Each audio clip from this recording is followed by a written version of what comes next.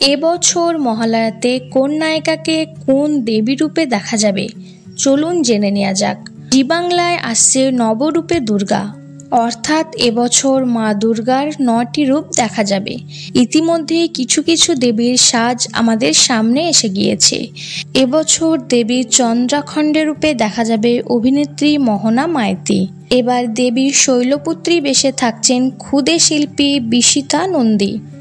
এছাড়া দেবী পার্বতী রূপে থাকছেন শ্রীপর্ণা রায়। অন্যদিকে মহালয়ের প্রমোতে দেখা যাচ্ছে দেবী ব্রহ্মচারিণী রূপে থাকছেন জগদ্ধাত্রী অর্থাৎ অঙ্কিতা মল্লিক। দেবী পুষ্মাণ্ড রূপে থাকছেন ফুলকি অর্থাৎ দিব্যানী মণ্ডল।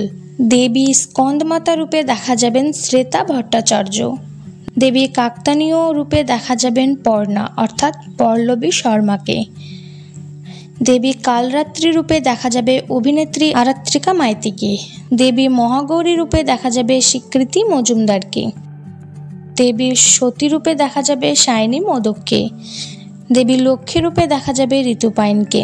দেবী সিদ্ধিদাত্রী রূপে দেখা যাবে নেত্রী ডোনা ভৌমিককে এবং দেবী সরস্বতী রূপে দেখা যাবে সোমু সরকারকে।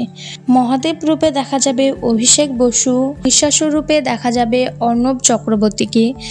অবশেষে মহালয়ার মূল আকর্ষণীয় দেবী মহিষাসুর মর্দানী রূপে থাকছেন শুভশ্রী গাঙ্গুলি। আগামী ২ অক্টোবর জি বাংলার পর্দার ভোর ৫টায় দেখা যাবে নবরূপে দুর্গা। তো বন্ধুরা, ভিডিওটি কেমন লাগলো অবশ্যই কমেন্ট করে জানাবেন। যদি ভালো লাগে একটা লাইক করবেন, চ্যানেলটি সাবস্ক্রাইব করে পাশে থাকবেন।